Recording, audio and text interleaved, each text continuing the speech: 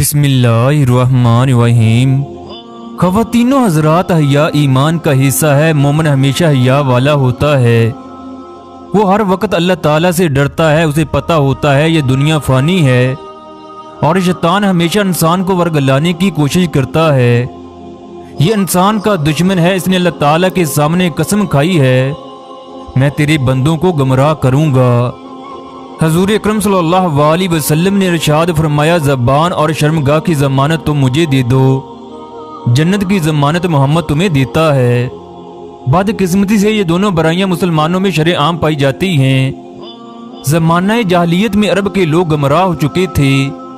اگر کوئی مرد طاقتور ہوتا تو اپنی بیوی کو اس کے پاس بھیج دیتا تاکہ اس کی نسل سے بچہ پیدا ہو سکے۔ یہ عورت کئی ماہ اس کے پاس رہتی۔ خانہ کعبہ میں جب ایک عورت اور مرد نے زنا کیا تو اللہ تعالیٰ نے انہیں پتھر کا بنا دیا، تو مکہ والوں نے ان کی عبادت کرنا شروع کر دی۔ زنا کرنے والے مرد کا نام اوصاف جبکہ عورت کا نام نائلہ تھا۔ یہ دونوں کعبہ میں داخل ہوئے، وہاں کوئی آدمی موجود نہ تھا۔ دونوں نے تنہائی کا فائدہ اٹھاتے ہوئے بدفعلی کا ارتکاب کیا۔ پھر اللہ تعالیٰ نے ان کو پتھر کا بنا دیا۔ جب دوسرے لوگ کعبہ میں داخل ہوئے، انہیں پتھر کا دے کر کعبے سے باہر رکھ دیا تاکہ لوگ ان کو دیکھ کر عبرت پکڑیں۔ پھر وقت گزرتا گیا، ان دونوں کی پوجا کی جانے لگی۔ اس سے پہلے مکہ والے بتوں کو خدا کے نیک بندے تصور کرتے تھے۔ انہوں نے بہت سے نیک انسانوں کے بت بنا رکھے تھے۔ مکہ کے سب سے بڑے بت کا نام حبل تھا۔ اس کے علاوہ منات، لات، عزا نامی بت تھے۔ یہ تینوں عرب کے بہت بڑے بت تھے۔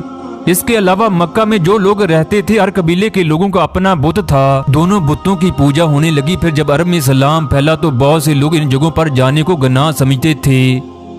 پھر اللہ تعالیٰ نے قرآن میں مسلمانوں کو حکم دیا کہ صفا اور مروہ کی سعی کریں۔ اللہ تعالیٰ قرآن میں فرماتے ہیں، صفا اور مروہ کی سعی اور ان دنوں کی زیارت میں کوئی گناہ نہیں۔ پھر حج اور عمرہ دونوں عبادات میں صفا اور مروہ کی سعی ضروری ہے۔ پھر سورۃ بقرہ میں اللہ تعالیٰ فرماتے ہیں، بے شک صفا اور مروہ خدا کی نشانیوں میں سے ایک نشانی ہے۔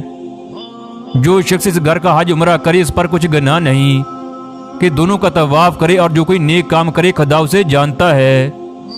دنیا بھر میں خانہ کعبہ اس وقت مقدس ترین مقام ہے۔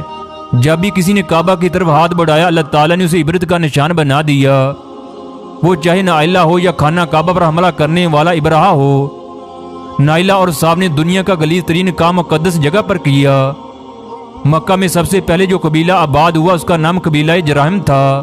یہ دونوں اسی قبیلے سے تعلق رکھتے تھے۔ نائلہ ایک انتہائی خوبصورت لڑکی تھی، جبکہ قبیلے کا سردار اوصاف اسے پسند کرنے لگا۔